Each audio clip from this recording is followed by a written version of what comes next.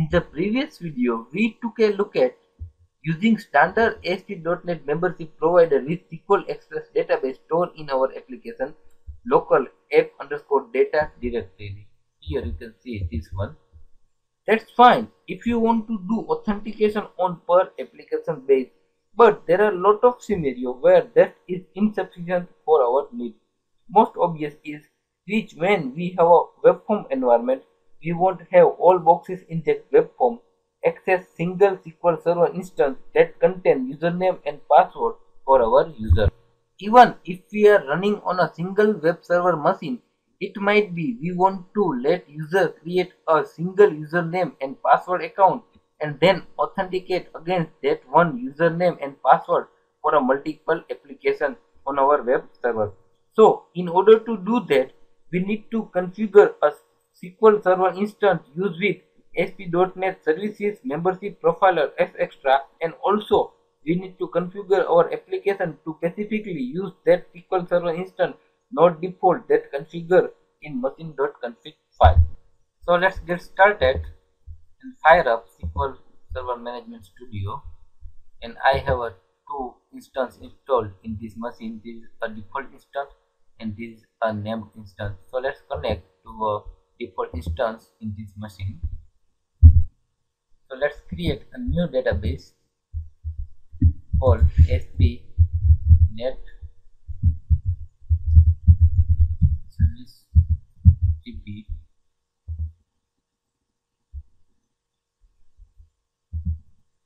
Here you can see we have only system table because we haven't created a membership schema yet. Next, we want to create a service account, that specifically configured to access ASP.NET Service DB.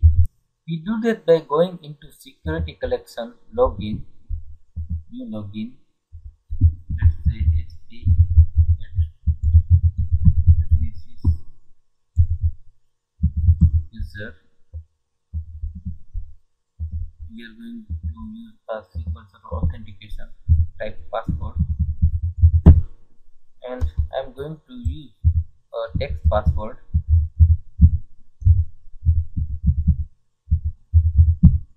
To enforce a password policy, turn off enforce password policy, and here I'm going to choose ASP.NET Service DB.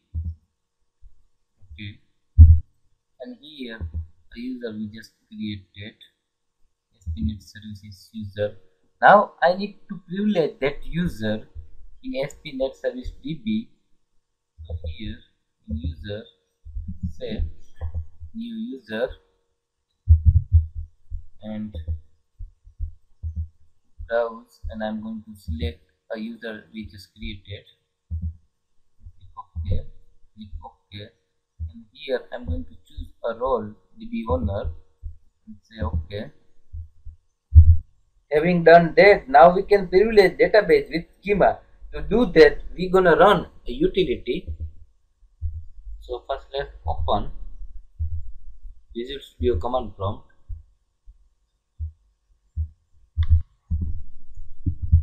ASP.NET fetch .exe enter. Here is our utility. Let's say next. We are going to choose a configure SQL Server for application service, and this is our default instance, and I'm going to use a Windows authentication, and here we are going to choose ASP.NET Service DB database. This one we just created. Next, good. Click on next, and now we can say finish. And now here we can close our prompt and just refresh our database.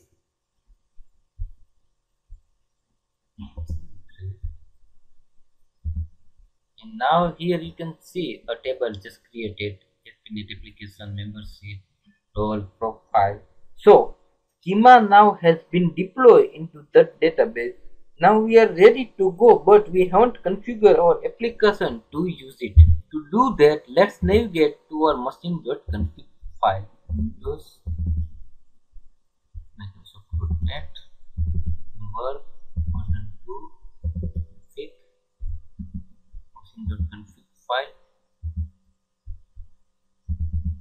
notice here we inherit this connection string, local SQL server connection string for our local server, as well as membership provider, profiler, and role manager provider from machine.config file. And each of these provider configured to use connection string local SQL server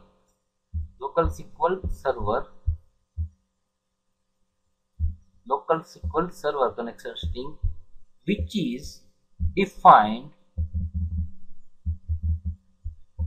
here. To use all these default settings, we just need to grab this connection string. So let's copy and switch here in our Visual Studio and open new project. Let's say application. Mercy.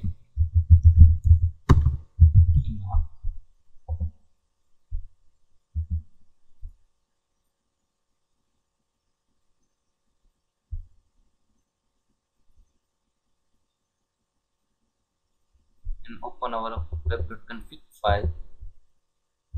Here in our connection string, we can just grab our connection string.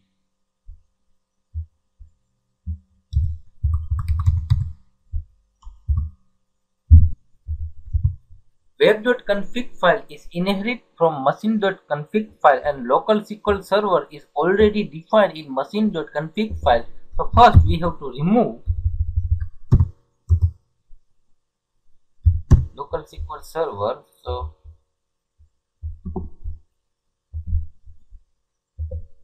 So here we just say remove local SQL server which is defined in machine.config file, and then add local SQL server with our own connection string. So here what we could just say, we are not going to use SQL Express, we are going to use full version of SQL server, and we are not going to use any of this stuff. Here say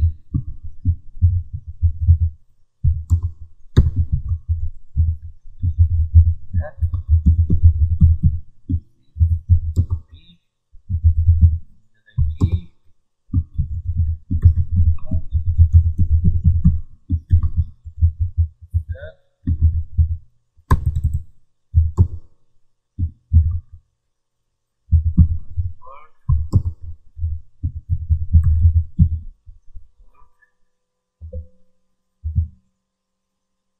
So now let's go ahead and run this project and click on ASP.NET configuration. And here click on provide configuration and test our connection. Here successfully establish a connection. Go to security, select authentication type from internet. And now let's create a user.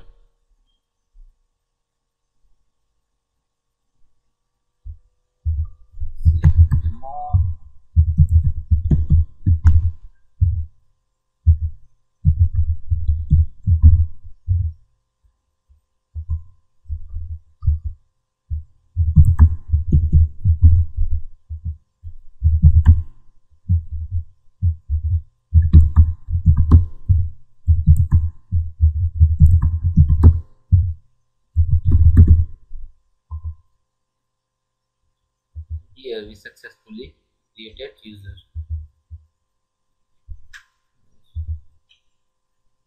Now let's switch here in our management studio. Look at it in ASP.NET users table.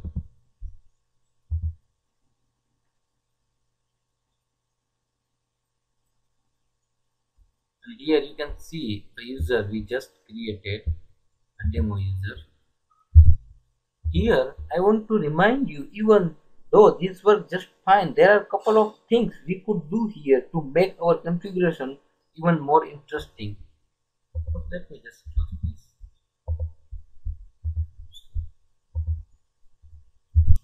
What if we don't want to use this name. We still want local version available. Maybe we are gonna divide our membership, for example, our profile services.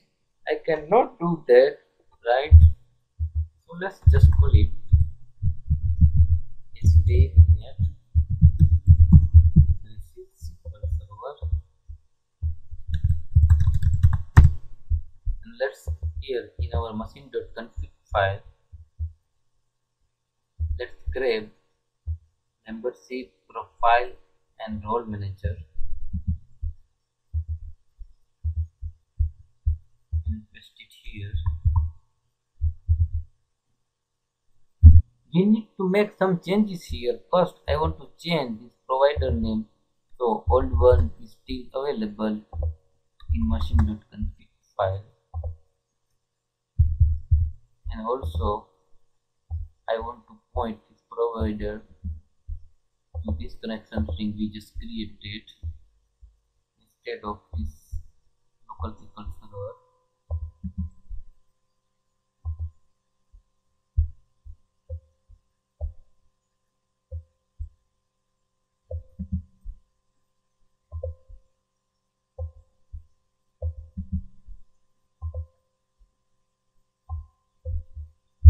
So let's run ASP.NET configuration tool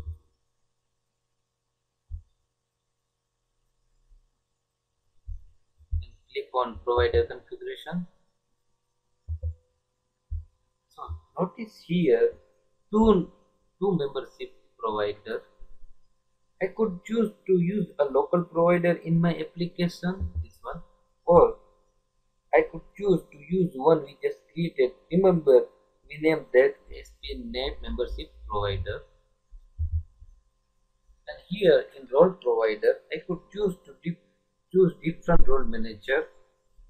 I could use a local role manager, or I can use we just created ASP.NET role provider. So this is a good deal of flexibility if you think about multiple applications using single membership repository. So makes sense to separate those things. So it's that easy to do that.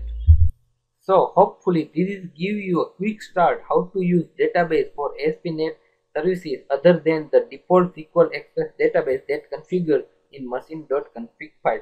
So you can point your application to use whatever membership repository makes sense in your infrastructure.